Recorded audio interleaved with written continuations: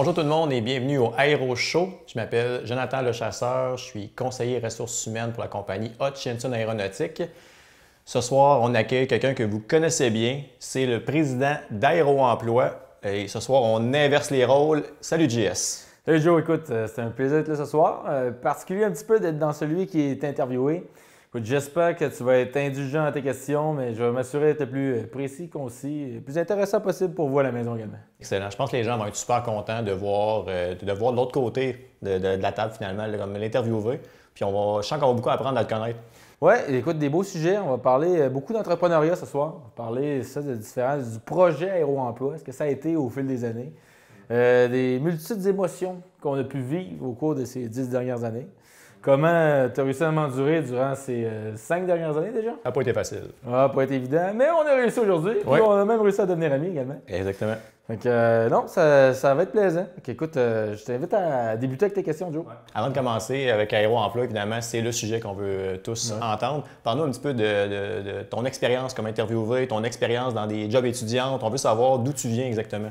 Bien, écoute, moi, je suis tombé dans l'entrepreneuriat rapidement. Okay? Mais ma première entrevue, ça a été une entrevue de groupe. Okay? Fait qu'on c'était pour travailler sur une ferme. Moi, j'ai travaillé mes années étudiants, je les ai faites à la ferme. Puis, c'est ça, on était 7 autour de la table, il fallait se démarquer. C'était un peu spécial comme feeling, tu sais. Le gars, il a une moustache. Une moustache. Ouais, c'était une moustache. J'allais m'en douter, il n'y a pas aujourd'hui. Dans le temps, c'était à moi, Ouais. la moustache. Ouais, c'était les moustaches, mes grosses lunettes, comme certains vous pouvez voir de temps en temps dans mes vidéos. Là. Ouais. Puis, non, écoute, belle expérience. Ça a été formateur. Je dirais que, en termes de savoir-faire des mains, puis ça, manuel, aujourd'hui. Je dirais que c'est ce qui m'a mis le plus en forme. Parce que également formateur en termes d'expérience de travail pour être capable, parce que sur la ferme, tu apprends toutes sortes de choses. Tu apprends à te débrouiller, tu apprends à trouver des solutions. Tu apprends aussi à vivre la vie un peu plus dure. C'est pas nécessairement facile. Des fois, là, quand tu es dans les champs, il fait chaud dehors, la température, il y a un orage qui tombe. Tu es en train de racler la terre pour essayer d'égaliser avant l'ensemencement. C'est pas toujours facile. Fait que ça a été bon pour le caractère. Puis je dirais qu'aujourd'hui, en plus, je me tiens un peu moins en forme que je me tenais, mais Malone a dit, garde, t'as un bon fond, Jess. Si tu te remettais au gym, tu serais top shape. Ouais. Mais je me dis, garde, c'est la ferme qui me rendu de même, ma chérie. C'est la ferme. Fait que voilà. Fait que ça a été en termes de premier emploi, mais. Puis après ça, je suis tombé rapidement dans l'entrepreneuriat. J'ai eu une boutique érotique dans le coin de Québec. Ça a été le fun. Ça a été le fun aussi. Ça a été un autre mood. Je me suis rendu compte que j'ai voulu rentrer au McDo une journée. Puis non, ça n'a pas fait. Parce qu'à Québec, la façon que c'est fait, là, le monde, ça sortait soit sur 4 bourgeois. Okay, sur 4 bourgeois, tu avais le Star Bar, la pyramide. Il y en a peut-être qui vont se reconnaître. Le Star Bar, c'est la place où danser. Puis tu avais Grande Allée. Puis sur Grande Allée, ben là, le monde, quand il était un peu chaud, 3-4 heures du matin, ça allait au Ashton. Aujourd'hui, ils ont changé ça pour un shish taouk. Quoique ma blonde est marocaine, je n'ai rien contre. Franchement, c'est super bon le shish taouk. J'en mange pas mal, puis on savoure. Mais par contre, puis quand le monde était chaud au Star Bar, ben, ça s'en allait au McDonald's. Mais là, à l'époque, pour les plus jeunes qui nous écoutent aujourd'hui, vous avez les belles caisses enregistreuses. T'sais.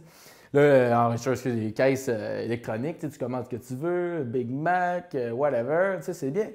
Moi, la première journée, il me sacre là. Pardonnez-moi à la maison de langage, mais on est naturel, hein? Le monde de région, ça s'exprime naturellement. Fait que nous sort, mon ami, il dit Mec Gangbang. Je dis c'est quoi ça? C'est une partouze d'hamburger? Si, je dis que c'est quoi ça? Mec Gangbang. Fait que là, j'ai compris que c'était du mac poulet avec de la viande, puis il mixait ça. Puis après ça, du fruitopia. Puis là, c'est du fruitopia. Je dis, qui boit ça, du fruitopia? Tu bois ça, du fruitopia, toi? Personne ne dit, dites-moi là à la maison si vous buvez ça, du fruitopia. Ben moi, là, c'est la caisse enregistreuse. Je ne trouvais pas le mec gangbang pour le fruitopia. Première journée, c'est là, c'est important pour les entreprises qui nous écoutent. La formation. Investir dans la formation de vos employés. T'sais. Fait que là, moi, j'ai dit, garde, de la merde. Je vais faire, encore une fois, je vous avertis, ce soir, le langage va être naturel, un peu plus cru, comme vous avez moins l'habitude de m'entendre, mais ça va être intéressant. Seulement pour une personne sur les deux, je vous rassure tout le monde. Il y en a un qui parlera un bon français ce soir, ce sera moi. Donc voilà. Fait que là, j'ai dit, voyons. Fait que mon père, dans le temps, que j'avais des commandes trop compliquées, il me disait, si j'arrivais, on arrivait du karaté, puis moi, je disais, je vais prendre 2 hamburgers avec un 7-Up, mais je veux pas de cornichons. Puis là, c'était trop compliqué pour. Puis il y a la commande de mon frère aussi qui est encore plus compliqué. Puis là, il disait, Tant pis, là, regardez, là, ça va être trio Big Mac pour tout le monde avec des Diet Coke. Fait que c'était 0 notre commande, mais on avait le trio Big Mac avec Diet Coke. J'ai dit, ça m'a rien à faire pour ça. J'ai dit, solution, bonne solution, trio Big Mac, trio Big Mac. Fait que j'ai appuyé sur le bouton trio Big Mac à grandeur. Mais comprends que c'est du monde qui avait un petit peu d'alcool dans le corps. Fait que quand ils recevaient leur trio Big Mac Jet Coke, puis ils avaient demandé un mec gangbang avec un Fruitopia, c'est pas ça qu'ils voulaient. Fait que première journée de wow. Fait que là, j'ai fait, bah, ok, bon, travailler au McDo, c'est peut-être pas fait pour moi. Tu sais. Sur une ferme, j'étais bon, par contre. Puis là, j'ai dit, bon, t'es étudiant, faut payer le loyer. Attends un peu, avant tout ça, comment tu l'as pris? Premier congédiement, sûrement le seul congédiement que tu as eu, parce qu'avoir sa propre compagnie, ce qui est agréable, c'est qu'on ne se congédie pas soi-même. Ouais. Comment tu l'as vécu? Je suis pas venu congédier, par contre. Oui, en effet. Comment tu as vécu ça? Là, ça a été non seulement un choc, c'était un petit soulagement. Parce que des fois, quand c'est pas un bon fit, ben c'est pas un bon fit. Ouais. C'est pas un bon fit, là. C'est, regarde, ça marche pas, puis il n'y a pas eu de. Quand tu es jeune, des fois, ça peut être un choc, mais souvent, c'est pas parce qu'on perd un emploi ou parce qu'il faut voir ça quelque chose de nécessairement mauvais. Ça peut être une façon de mieux repartir. Ça peut être une façon de se reprendre en main, d'apprendre aussi, certainement d'apprendre. Ouais. Que se lancer dans quelque chose, il faut le faire, que ce soit un emploi, que ce soit une prochaine entreprise, n'importe quoi. Tu sais, des fois, on vend le plaisir de la spontanéité, puis c'est important de le faire de façon spontanée. Mais non, c'est important d'y réfléchir un peu, là, de songer un peu. Est-ce que c'est fait pour moi? Est-ce que je peux réussir là-dedans? Est-ce que je peux non seulement prendre plaisir également à ça? Puis quand tu es étudiant, des fois, tu vas prendre la première job du bord. Ouais. Oui, c'est un bon apprentissage, mais il y a des choses qui ne sont pas faites pour nous autres. Comme moi, le service à la clientèle, disons en restauration, le service aux tables, puis tout ça. Aujourd'hui, écoutez, tu me donnes ta commande, ça se peut qu'il y ait quelques erreurs au retour. Ça va être comme le jeu La Charade. Tu me dis, tu me donnes ta commande, je la passe au cuisinier. C'est pas la même, le cuisinier ne comprend pas nécessairement la bonne chose. Je t'en reviens avec quelque chose de totalement différent. Fait que non, ça, c'était pas fait pour moi, là, la restauration. T'sais. Fait que un petit choc au début, mais rapidement repris en main. Okay. Rapidement repris en main, puis on a décidé, regarde, on va essayer quelque chose de différent. T'sais. Fait que la suite, ça a été quoi? Ça a été donc la boutique érotique. La boutique érotique. Une boutique érotique. Assez surprenant. Ouais, totalement. Surprenant et pas tant que ça, finalement, qu'on connaît le personnage. Je me suis dit, dans la vie, qu'est-ce que tout le monde a besoin à des niveaux différents? J'ai dit, regarde, personne qui va payer pour mon corps, puis j'ai pas le droit de vendre de l'alcool. Mais par contre, pour ceux qui me connaissent, j'ai souvent été dans ma jeunesse avec des femmes avec quelques années de plus que moi.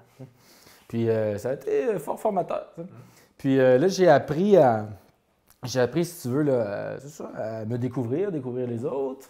On apprend beaucoup quand on a l'occasion de vivre avec davantage d'expérience. M'exprimer ainsi. Donc, à quel âge tu as parti ta compagnie érotique pour commencer? 17-18 ans. Hey, un gars de 18 ans qui part une compagnie érotique qui va ultimement desservir une clientèle adulte beaucoup plus vieux que lui. Oui, voilà. Sa confiance était extraordinaire quand même. La révolution, parce que c'était en ligne, la révolution, c'était le service à la clientèle via chat. Ouais. Fait qu'on pouvait là, chercher, poser des questions sans nécessairement avoir à se créer de compte. Puis ramenons-nous là, 2012, Facebook n'est pas. Ça revient loin. Facebook n'est pas aussi fort. Il n'y a pas de.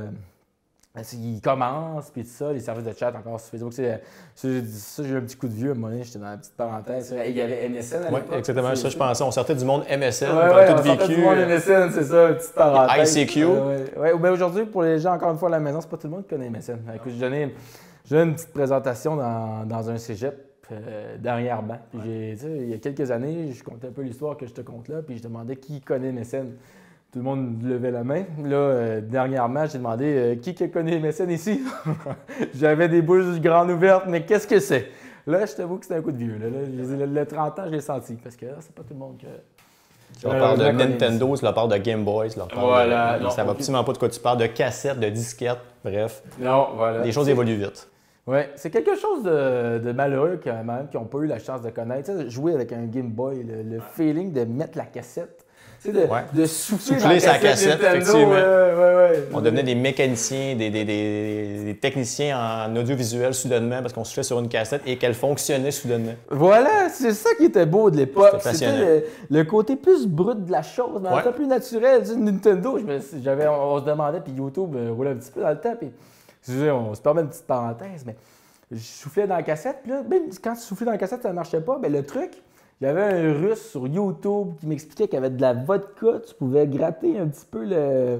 À désinfecter. Désinfecter la cassette, tu la remettais dans la machine, ça marchait! Avec ça, ils sont morts!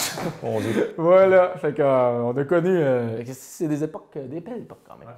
Fait que là, si on revient, ben c'est ça. Fait que là, je reviens à cette époque-là, c'est que là, les systèmes de chat, la révolution, c'était qu'on pouvait offrir un service à la clientèle en ligne où ce que les gens posaient leurs questions de façon là, anonyme, de façon discrète, savoir. Puis d'autres, on envoyait les paquets en ligne, c'était très discret comme service. Fait que c'était fort apprécié, très, très, très apprécié. Donc, tu n'avais pas de boutique pignon sur rue? Pas de pignon sur rue, purement numérique. OK. Puis de là est né, après ça, j'ai fait un emploi en parallèle. J'étais aux études d'université, cégep université. J'ai eu un petit emploi dans le domaine d'une agence de placement aéronautique. Puis là, je voyais ça, puis je me disais, oh là là, ça tient pas debout, cette structure-là d'agence dans le monde hyper connecté dans lequel on s'en vient. Il faut donner l'opportunité aux entreprises de se faire voir sans avoir à payer des frais exonérés puis des frais excessivement chers. Qu'est-ce que tu n'aimais pas dans cette agence-là? C'est quoi le jugement que tu faisais? Puis qu'est-ce que tu voulais changer? Puis sûrement que ça va nous amener aussi à ta vie actuelle, président d'Aéro-Emploi, mais qu'est-ce que tu as moins aimé, disons, de cette agence-là? Bien, mon père, c'est une sage personne, une très sage personne. Lui, ça a été, je pense, le mentor le plus important dans tout Aéro-Emploi, si c'était pas de lui. Pierre, oui, exactement. Pierre, Peter. chic type. Ouais, chic type. Voilà, franchement, il est d'une sagesse importante. Toujours, sans tout savoir, toujours su poser les bonnes questions. Ouais. Comme là, tu m'as posé une bonne question. Ce que j'ai pas aimé, mais ce qu'il me disait, Jess, il dit, les espèces qui ne savent pas s'adapter s'éteignent. Puis il dit, adapte-toi, que ce soit autant d'un point de vue personnel que professionnel. Puis là, je sentais que cette agence n'était pas en mesure de s'adapter au marché d'aujourd'hui, à ce qui s'en venait. Que l'avènement des réseaux sociaux allait faire en sorte que les gens allaient être plus connectés que jamais. Puis que souvent, le rôle de l'agence, ça peut servir de filtre entre l'employeur et le candidat. Puis l'agence, il y a différentes façons de décortiquer les agences de placement. Il y a du placement temporaire, placement permanent ou screening des candidatures. On n'ira pas là, mais pour dire que ce type de service, il fallait offrir une option additionnelle aux employeurs. Puis de mon expérience dans le domaine du numérique, j'ai dit, wow, c'est ça que ça prend aux employeurs du secteur de l'aéronautique. C'est ça que ça prend Il faut leur offrir la possibilité de s'exprimer à un coût qui est intéressant sans avoir à dépenser des dizaines de milliers de dollars pour recruter un candidat. Okay. Fait que voilà. Fait que j'ai décidé, à un moment donné, j'ai lâché cette agence-là, puis j'ai dit... Là, tu es aux études à ce moment-là. Aux études, oui. Aux études de baccalauréat? Baccalauréat en marketing. Parcours très simple. Je n'étais pas le plus studieux à l'école. Ça me surprend. Pour lancer des fleurs à mon frère, là, un excellent médecin. Si jamais vous êtes malade, là, je pense qu'il y a un calendrier de rendez-vous qui est bien plein, mais non, il est devenu le docteur. C'était le docteur en devenir de famille, puis c'est devenu le docteur de la famille. Mais pour moi, c'est ça, j'ai toujours aimé me lancer dans différents projets. Puis là, j'ai dit, mais regarde, voilà, on va foncer là-dedans. Puis là, on a appris vitesse grand V. Là, cet apprentissage d'aéro-emploi, aujourd'hui, j'ai 30 ans, puis j'ai parti ça 19-20 ans que j'avais débuté. Donc, encore aux études? Encore aux études, c'est quand même surprenant. Oui, c'est parti d'une page Facebook. Okay. Puis c'est drôle parce que c'est ça, j'avais... Aéro-emploi, c'était les industries, plus sont grandes, que ce soit, plus sont importantes, plus ont de la difficulté à s'adapter. Puis plus, parfois, quand tu arrives avec tu es un acteur de changement, plus ça va les déstabiliser lorsque c'est des choses importantes qui vont impacter leur façon de faire. Puis là, on arrivait avec juste les réseaux sociaux. C'est pas tout le monde qui comprenait ça à l'époque, qu'est-ce que c'était. Encore aujourd'hui, il y a toutes sortes de nouveaux réseaux sociaux qui sont sortis, puis il y en a beaucoup qui ont des résistances de nombreux réseaux sociaux. Parce qu'ils ne comprennent pas qu'est-ce que c'est, les interactions, comment ça fonctionne. Puis comprendre les codes d'une génération, c'est pas évident non plus. Qui change très rapidement. Ouais. On se rappelle, Facebook, ça a pris beaucoup de temps pour beaucoup de gens à s'adapter. Aujourd'hui, c'est même plus Facebook qui est le réseau social numéro un. Où on parle d'Instagram maintenant, on est rendu avec TikTok et tout ça. Donc, les gens, quand ils s'adaptent à un média social, on pourrait dire un média social, mais ça change assez rapidement, puis il faut qu'ils se réadaptent à un autre. Ça évolue extrêmement rapidement. Là. Vraiment, vraiment. Puis même pour moi, tu sais, aujourd'hui, tu as Be Real. Je sais pas si tu connais ça. Tu vois, ça évolue très, très vite. Puis connaître les codes d'une proche. C'est pour ça que c'est important de rester proche des jeunes sur son affaire parce que c'est eux autres qui vont, même s'ils n'ont pas toute l'information, ils n'ont pas le bagage qu'on a acquis au fil des années, mais c'est eux autres qui vont permettre à toi, soit toi personnellement ou toi ton entreprise, de rester actuel. Parce que c'est d'autres qui vont t'apporter, il y a un paquet de folies qu'ils peuvent apporter ou d'idées qui, à première abord, ça peut ne pas faire nécessairement un sens. Mais c'est l'idée, le petit toc, ce petit, ça c'est le petit point, la petite idée, le petit avis qui, prise à part, et après ça, tu la mets dans ton ensemble, dans ton écosystème à toi, qui là va faire grandir ton entreprise ou te faire grandir personnellement, puis va t'assurer de rester actuel. C'est pour ça que c'est important de rester proche des jeunes. Même moi, aujourd'hui, à 30 ans, je ne suis plus la jeunesse que j'étais quand j'en avais 20. Et quand j'en avais 20, par contre, j'arrivais dans une industrie qui était très au ralenti. Je pense, sans gêne, je peux dire qu'on a dynamisé la façon de recruter et les façons de faire dans l'industrie de l'aéronautique, de la défense et une multitude d'autres. Tu es un gars qui a évidemment une grande confiance en toi. Tu es le président d'Aéro-Emploi, tu as réussi. Avais-tu cette mentalité-là, cette confiance-là au départ? Tu sais, je pense qu'il y en a qui voient, c'est plus une façon de voir, la vie ou voir comment aborder les choses. Moi, j'ai une excellente amie qui, malheureusement, avait une confiance en elle, mais qui avait un mindset de « je veux tout », elle était jamais en mesure d'être satisfaite. Okay? Fait qu'elle voulait plus. Puis malheureusement, c'est ce qui a fait en sorte qu'elle n'était jamais en mesure d'être heureuse. Okay. Puis, elle attachait beaucoup les choses, beaucoup de son bonheur était connecté à des choses matérielles. Ouais. Puis, c'est ce qui est mené à sa perte. Elle s'est suicidée à cause de ça. Oui, c'est malheureux. C'est une tristesse épouvantable. Mais parce qu'elle n'était pas en mesure. Puis, ça, c'est l'impression, la leçon que j'en ai retenue. C'est apprécie ce que tu as, apprécie les choses dans lesquelles tu t'embarques, dans lesquelles tu fais, mais ne rends-toi pas malade non plus pour ça. Ouais. Puis, Aéro-Emploi, il y en a qui veulent toujours plus.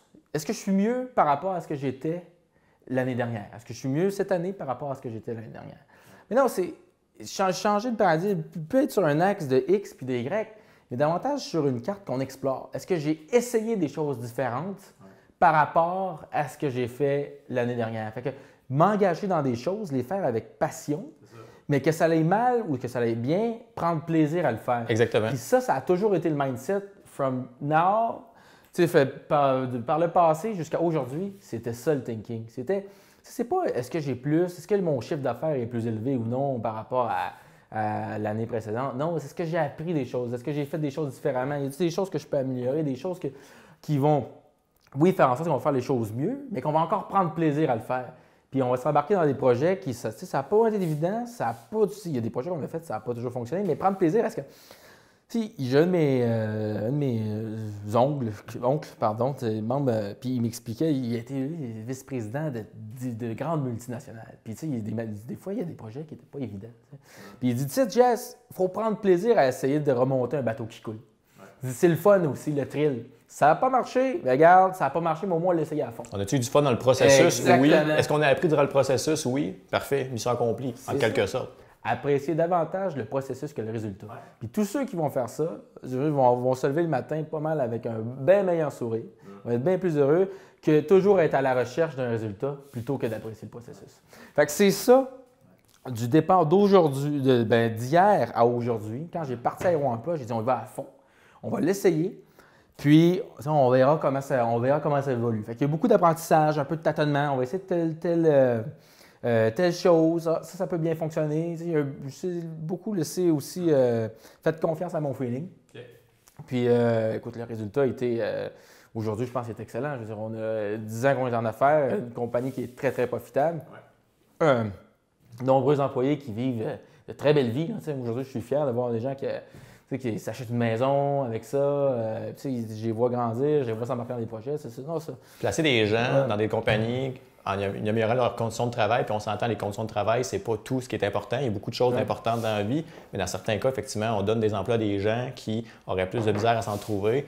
Donc, parce que tu fournis, oui, l'opportunité, tu fournis aussi des conseils aux candidats là, pour se permettre de bien paraître en entrevue. Donc, Oui, là, je parlais de nos employés à l'interne, mais c'est vrai aussi que c'est pour les. Parce que c'est le fun, j'ai des gens, des collègues, ça fait. La caméra là, en arrière, là, Simon qui nous suit, ça fait. L'autre, ça fait une dizaine d'années qu'il m'endure pas loin. C'est. Ouais. Puis c'est donné des bons chums, là. Écoute, je l'ai vu, là. On est allé à Noël. Je l'ai vu dans toutes les situations. Plusieurs parties Noël. On s'abonne toujours s'il va revenir. Finalement, il revient Noël, tout le temps. 10 Noël, 10 constats différents. À chaque fois, il sait se lever le lendemain. Je sais pas comment il fait, mais il s'en sort. Fait que voilà, tu sais, c'est le plaisir je pense, d'être en entreprise. C'est aussi d'être avec qui tu t'entoures. Puis c'est pour ça que ça fait aussi longtemps que je fais ça. C'est la quantité de gens avec qui j'ai pu m'entourer, découvrir, explorer. Ça, c'est ce qui fait que ça dure aussi longtemps. Tant qu'on prend plaisir à faire une chose, je pense que ça peut durer, le plaisir peut durer très, très longtemps. Mais fait que si je reviens au début, là, il y a beaucoup de. Ça intéresse de le savoir, parce qu'il y a beaucoup d'erreurs aujourd'hui que j'ai faites par le passé que je ne refais pas aujourd'hui. Le processus aussi, ça n'a pas été évident. Là, comme je disais, il fallait prendre plaisir à faire partie du processus. Parle-nous des embûches que tu as vécues. Qu'est-ce que tu as vécu qui t'a marqué, là, mais qui t'a permis d'apprendre finalement? Quand tu es un jeune entrepreneur puis tu commences dans la vie, souvent, on prend plaisir à te faire un plan d'affaires. Ouais. Ça, là, le plan d'affaires, il y en a là, qui font de la. J'appelle ça. C'est l'expression, là, mais de l'enculonite. Ils sont là, ils sont sur plan d'affaires, puis ils sont stickés là-dessus, puis il faut que la virgule soit parfaite. C'est écrit dans le livre, fait que fais-le de cette façon-là, sinon ça ne marchera pas, c'est sûr et certain. Exactement. Ouais. Puis écoute, quand tu vas chercher du financement, quand tu regardes pour collaborer avec un partenaire ou vendre un client, là, plus que le plan d'affaires, c'est est-ce que le gars il a confiance ou la fille a confiance en toi. Puis c'est d'avoir confiance en toi. Écoutez, moi, ça fait 10 ans. Il y a 10 ans, là, je vous fais une confidence. Là. Puis présenter avec un PowerPoint ou Canva ou whatever, une présentation là, faite avec des slides, là, je me rappelle pas quand est-ce que je n'ai fait une. Okay? Il ne sait même pas comment utiliser PowerPoint. Ouais, je pense que ça se fait très bien. C'est vrai, quand est-ce que j'ai fait une présentation? J'ai montré tantôt comment ouvrir un ordinateur. Fait c'est vrai ce qu'il dit. Là.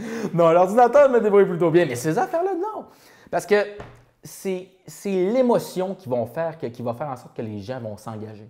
C'est ça, c'est l'émotion. Ouais.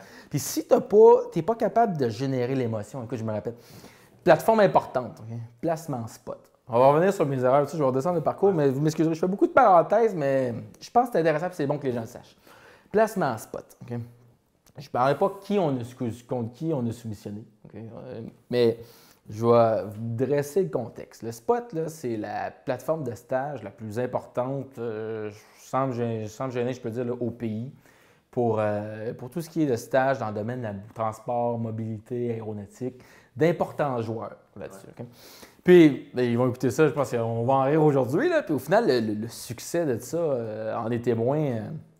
C'est des milliers d'étudiants, puis on est très contents des étudiants qui nous écoutent. Si vous cherchez un stage, it's the place to be. Okay? C'est vraiment la place. Il y a des stages, des beaux stages dans des très belles entreprises. Puis, fait que c'est ça. Fait que là je vois il y a un organisme avant moi, très structuré, ils se présentent, ils viennent à la gang, ils sont 6 autour de la table, des slides, des documents ça d'épais, des next. Tu sais, t'as quelqu'un qui est dédié à changer les slides. Tu sais, vraiment, toi, ta job aujourd'hui, là, Joe, là, c'est t'appuies sur next quand je te dis d'appuyer sur next. Là. Ils sont en veston cravate, des beaux chapeaux, exactement. Bien habillés. Moi, je savais la tendance, ça les cravates, ça allait partir. Fait que j'avais juste le veston, mais pas de cravate. Un précurseur. Voilà. Donc, je mets ça, puis là, je dis non. Là, je laissais faire les présentations, là, coucher dehors. Là. Je dis, moi, là, je ne vais pas vous montrer parce qu'il voulait une soumission pour une plateforme. J'ai dit non. J'ai dit, je pense que vous ne savez même pas ce que vous voulez. Hein. Je ne vais pas vous montrer une plateforme, je vais vous montrer une façon de travailler. Fait que là, je leur ai parlé autour de la table, je leur ai expliqué, voici moi comment j'envisage ça. Voici la dynamique de cet écosystème-là, comment je la vois. Puis voici comment je me vois travailler avec vous présentement et sur le long terme. Est-ce que c'est ça que vous voulez? Puis je me suis assuré que chacun comprenne bien le message que je voulais transmettre. Pas que chacun comprenne mon produit, mais chacun comprenne l'enthousiasme à laquelle j'avais envie de travailler avec les autres. Puis à la fin, ça n'a pas été long. Là. Ils ont dit, garde, je pense que c'était 2 jours après, c'est vous qu'on sélectionne. C'est vous qu'on sélectionne. Puis ça a été la même chose que j'ai faite pour les 2 plus gros manufacturiers d'aéronefs au pays. Même si on les nomme pas, on les connaît tous pas mal, donc on sait tous de qui on parle. Fait que ça a été...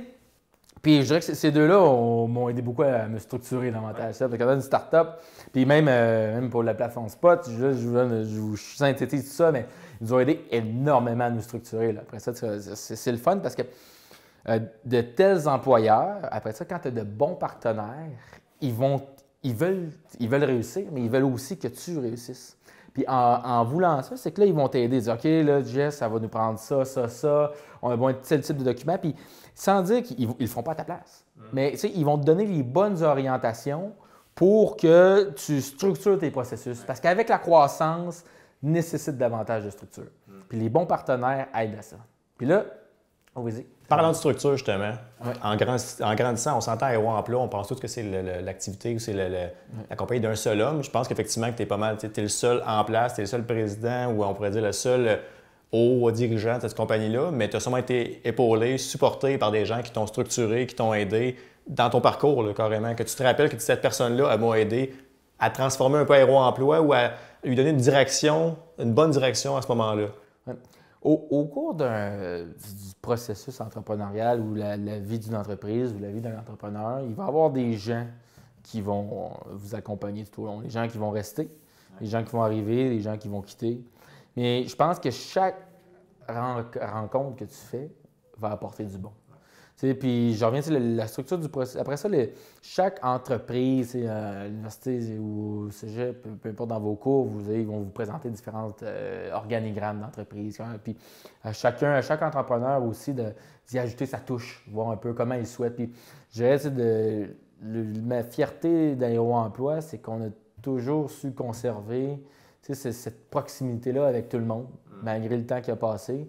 Puis de vraiment être proche du monde. Vraiment, comme Sim à la caméra, je peux dire c'est un chum. Un chum, Sim. Fait que, puis je peux dire pour beaucoup de mon monde.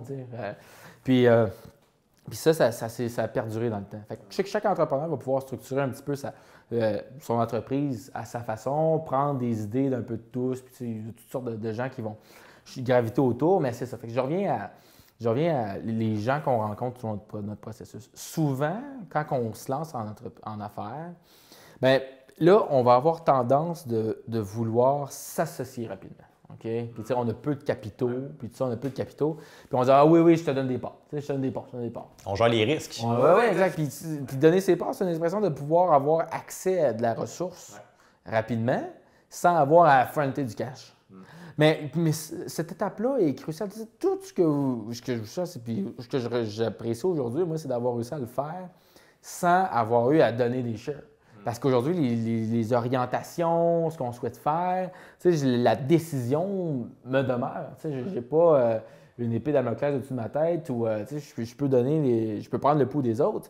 Oui, mais la décision finale, c'est un beau privilège de pouvoir call à la shot. Pouvoir call à la shot, dire, regarde, on s'en va là, on essaye ça, prendre le pouls, c'est-à-dire tu écoutes toujours ton monde, mais tu puisses dire, regarde, on s'en va là, c'est là que je vais aller, puis go, on va le faire. Puis plus tu rajoutes des gens autour, plus tu complexifies le processus de décision. Puis, quand tu pars, souvent, tu vas avoir tendance tu vas être impressionné rapidement. OK, souvent, c'est des consultants, il y en a d'excellents, mais il y en a d'autres qui sont très has-been. Donc, tu en as consulté des consultants, tu as été voir des consultants, en fait. Ou des consultants qui nous ont approchés. OK. Le nombre, parce qu'ils voient, là, je reviens à le jeune entrepreneur qui a une bonne idée. Ouais. Son réflexe, là, ça va être de pouvoir partager à tout le monde, puis s'entourer de gens, puis parce qu'il dit souvent, l'entrepreneur, il faut que tu sois entouré, il faut que tu sois bien entouré, bien encadré, puis il y a des consultants qui vont arriver avec des plans de financement de ta business. Tu vas chercher des prêts, subventions.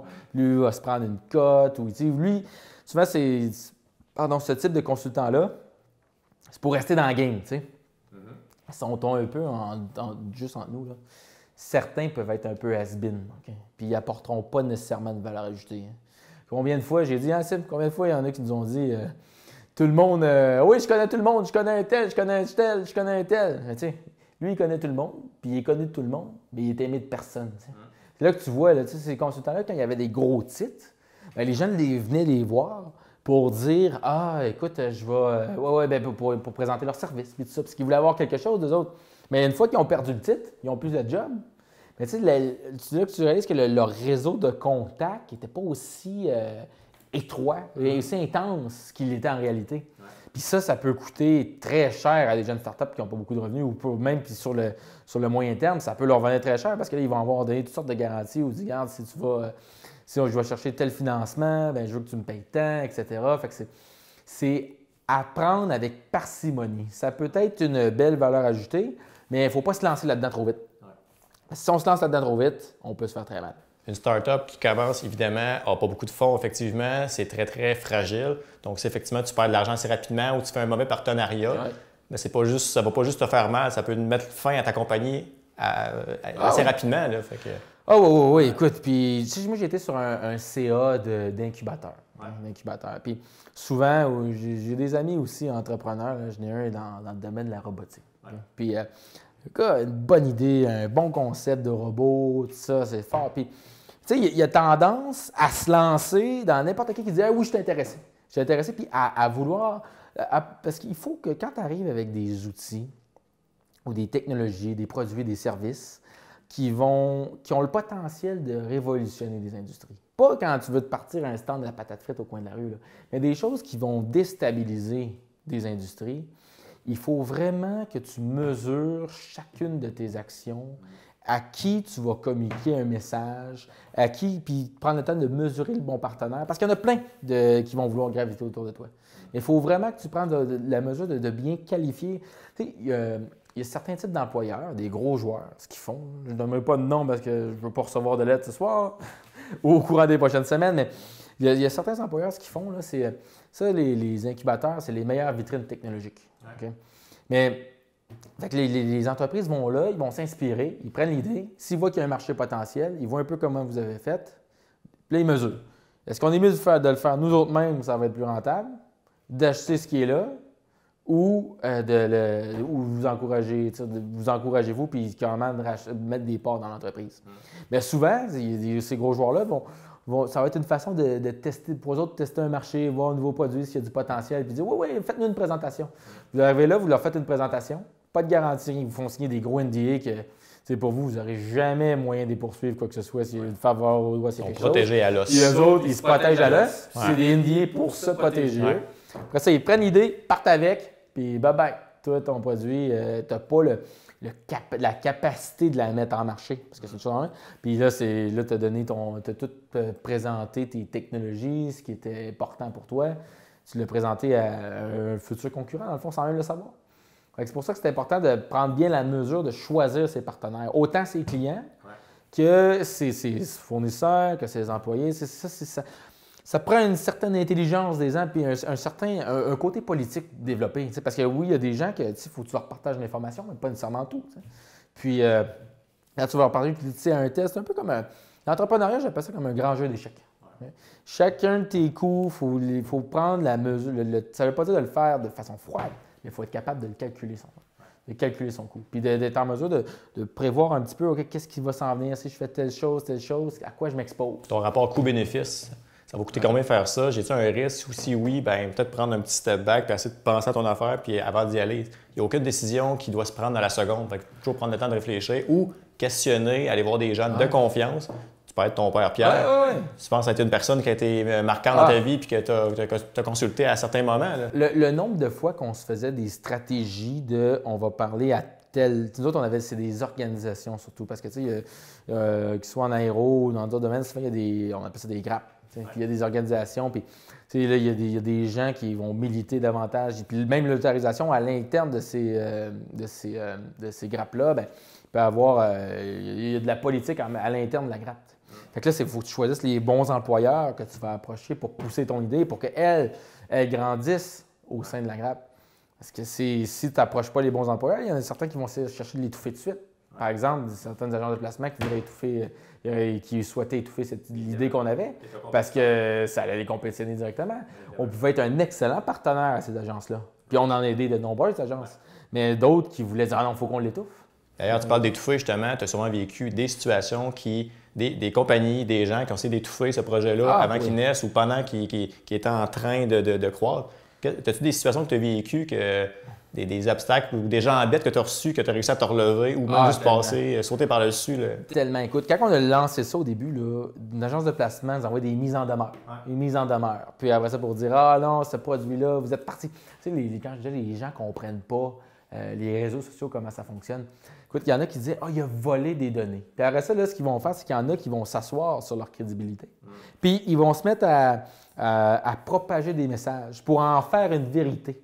Pour dire « Ah oui, il est parti avec telle donnée, il a volé ta femme. » Mais ils ne comprenaient pas qu'une vidéo de chat, ça pouvait être viral sur les réseaux sociaux. Puis lui, il n'y avait pas cette capacité-là d'échanter, de se développer sur les réseaux. Puis que leur réponse simple à eux, c'était « Ah, ils volent nos données. » C'est ça. Fait que ça a été le mot. Puis souvent, quand vous lancez une plateforme informatique, je vous donne les deux Q, là, puis je l'ai revécu avec, on a lancé une autre grosse plateforme. Puis c'est ça, le challenge, ils vont vous challenger sur deux choses. Les données viennent de où? Puis ensuite, ils vont challenger de la sécurité des données. Souvent, ça va être l'excuse, t'aider tout le temps. Puis vous avez pu le voir avec un réseau social majeur là, sur lequel ils vont mettre en question la sécurité des données. Quand ils veulent stopper une plateforme, ils remettent en question la sécurité des données. C'est le discours, puis marks my word. Je vous le dis là, réécoutez cette vidéo-là dans 5 ans, ça va être ça. Et une nouvelle plateforme va lancer, on va dire « Ah, sécurité des données, on n'est pas sûr. » C'est l'argument pour essayer de faire tomber une plateforme.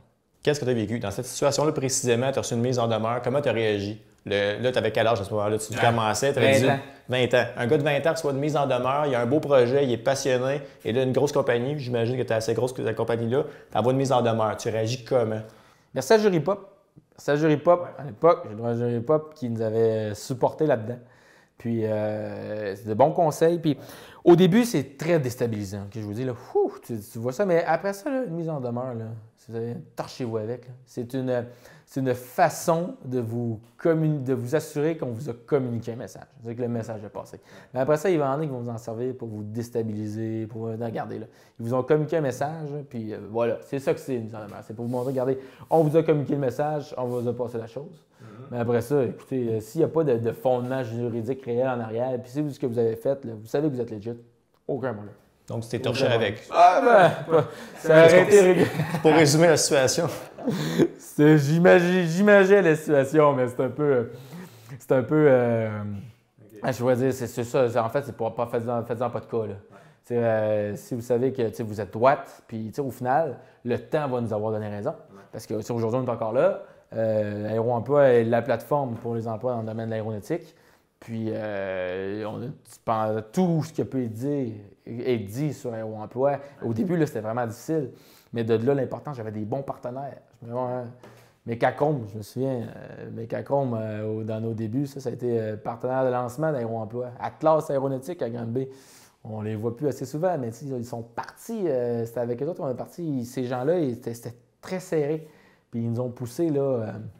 On dit go, on y va. Puis ils t'ont fait confiance. Oui, les gens croyaient en nous. Puis la meilleure façon de se financer, souvent, j'ai les gens disent « OK, si j'ai de la misère à chercher du financement, ça, je fais cette parenthèse-là parce que nous, c'était le fun, les clients, j'ai nommé ces deux-là, mais les clients étaient vraiment des partenaires étroits avec nous autres. Puis ils nous ont dit, puis le financement il était venu, même si le produit n'était pas fini, mis de l'argent parce que c'est ça qu'on a besoin.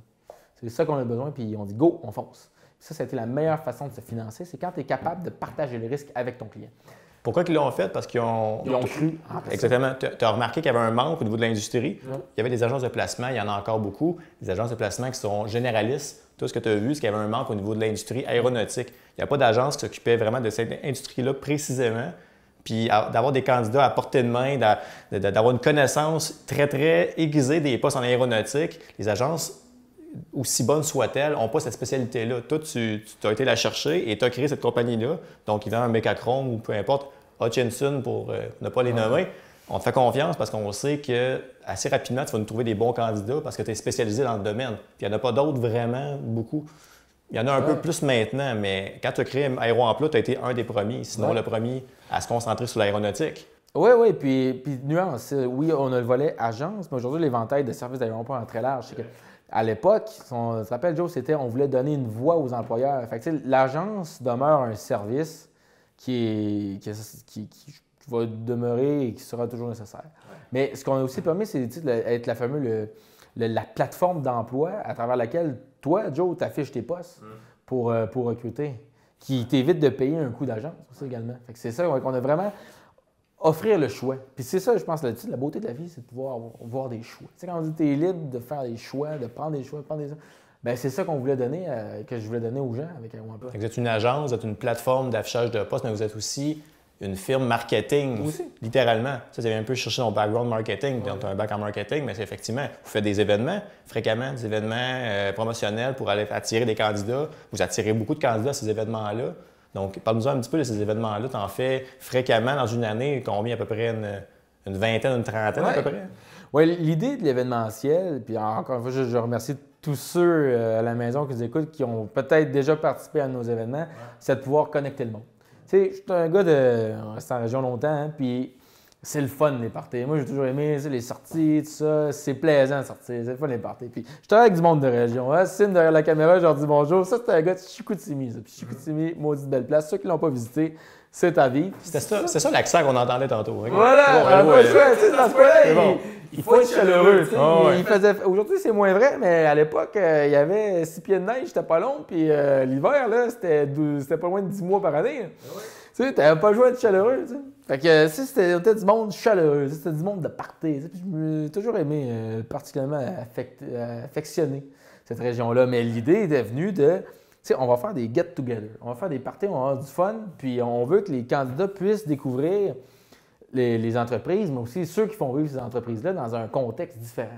Fait que là, c'était le fun parce qu'on voyait la passion la passion des employés qui partageaient leur impression à propos de l'entreprise, puis tout ça, puis l'immense, comment je veux dire, l'agréable surprise que certains avaient, tu sais, c'était impressionnant quand tu t'en vas. Tu sais, chez Sonaca, à Mirabel, là, ils prenaient plaisir à ouvrir leurs portes. C'est des ailes d'avion de jet privé. Là. Puis c'est des immenses ailes. Puis ça, c'est fait à Mirabel. Tu sais, quand, là, je pense à ça, après ça, Pratt & Whitney, à l'époque, il faisait des portes, tu avais 3000 personnes à Saint-Hubert. Puis, Saint-Hubert-Longueuil. Puis, là, c'était les gens, là, il y avait les nouvelles. Ça, c'était gros, c'était important, l'aéronautique au Québec. Puis, on a, de cette façon-là, ça a rendu accessible l'aéronautique au monde. Puis, ça a été, franchement, pour moi, c'était une expérience extraordinaire, surtout humaine. Parce que là, tu avais le monde qui était là, qui découvrait pour la première fois. Tu sais, on dit souvent aux nouvelles, l'aéronautique était malmenée. Tu sais, à l'époque, Bombardier, ses aventures, tout ça. Là. Puis Bombardier qui est un fleuron québécois qui fait travailler des milliers d'emplois directs et des dizaines de milliers d'emplois indirects, qui fait vivre toute une industrie. Puis l'importance d'une telle entreprise dans un écosystème, tu sais, on est chanceux de les avoir au Québec et au Canada, c'est un privilège. Puis quand les gens pouvaient... Tu sais, on a fait des portes ouvertes, entre autres, chez Bombardier, des milliers de personnes qui s'inscrivaient dans l'espace d'un week-end. Là. Parce que ces gens-là, oui, étaient intéressés à travailler pour cette entreprise, mais ce qui était beau, c'était de voir l'expression sur leur visage quand ils voyaient un global comme on a sur la table pour la première fois. Là. C'était magique comme émotion. Ça démocratise l'aéronautique pour les gens qui... Tu sais, on voit l'avion aussi au niveau de la table, c'est des gros avions. Pour les gens, c'est abstrait. Je pense pas un jour toucher un avion dans ma vie. Là, ces gens-là ont la chance de, dans certains cas, toucher les avions, rentrer dans un avion, expérimenter vraiment. C'est une chance qu'ils n'auront peut-être plus dans leur vie. Là. Ouais. C'est intéressant. Tu sais, puis nous autres, c'était venu la première... Simon, il se souvient, hein, il y avait des beaux clips là-bas. C'est à Bromont. Ouais. G a toujours eu une capacité d'innover. Okay? C'est vraiment, cette entreprise-là elle est innovante, il y a un vibe là-bas. C'est là que j'ai eu mes premiers concepts de gestion participative. Ouais. Puis c'est là que je me suis très inspiré aussi pour comment gérer Aéro-Emploi. Puis on a lancé, et on dit go, j'avais parlé d'un projet de Air Show à Beaumont, de spectacle aérien. Ouais. Je me souviens, il y avait Bill, bon monsieur, là, il était directeur de l'usine à Beaumont. Puis, il parlait de ses idées moteurs, puis tout ça, là, comment. Puis tout le monde à Beaumont chez GE, ça parle avec passion de ce qu'ils font. Tu sais, je t'en parle. Puis je suis pas capable de refléter la même passion qu'ils ont tellement c'est intense. Puis je n'ai une passion, là, mais là-bas, là, c'est extraordinaire. T'aimes les gens de région, toi, ça paraît, là. Ouais, tu sais, t'es un gars de Québec, Ouais, peut-être ça, un peu de région. Mais franchement, c'est ce qui se fait là-bas, exceptionnel. Puis on avait dit go à un spectacle aérien qu'on avait décidé de faire à Beaumont. C'est cool. Puis là, on dit go, on se joint à ça. Puis on avait mixé le spectacle aérien à un salon de l'emploi. Puis là, c'était le fun de voir toutes les autres compagnies qui ont embarqué. Écoute, j'avais du monde, là, on avait des compagnies, de Montréal, des compagnies de la Rive-Nord qui venaient jusqu'à Beaumont pour faire parler de leur entreprise, puis faire connaître leur passion pour l'aéronautique. Des jeunes, des moins jeunes, puis c'est fun de voir les kids qui voyaient comment ça se faisait, les pièces. J'en reviens à Granby, toutes les pièces qui se font pour en aéro, c'est extraordinaire, mais il y en a qui n'avaient jamais su, ils savaient jamais dans 100 ans, ils auraient su que c'était fabriqué, il y avait des pièces de moteur qui étaient faites à Granby. C'est intéressant pour les adultes qui, des fois, se cherchent une nouvelle carrière, pour des gens qui cherchent effectivement à changer d'industrie, mais aussi pour les enfants, des fois, qui vont venir puis ils vont peut-être découvrir un métier qu'ils n'auraient même pas pensé, puis ils vont peut-être changer, ou carrément dans un domaine scolaire qu'ils n'auraient même pas pensé jamais s'inscrire. Là. C'est intéressant.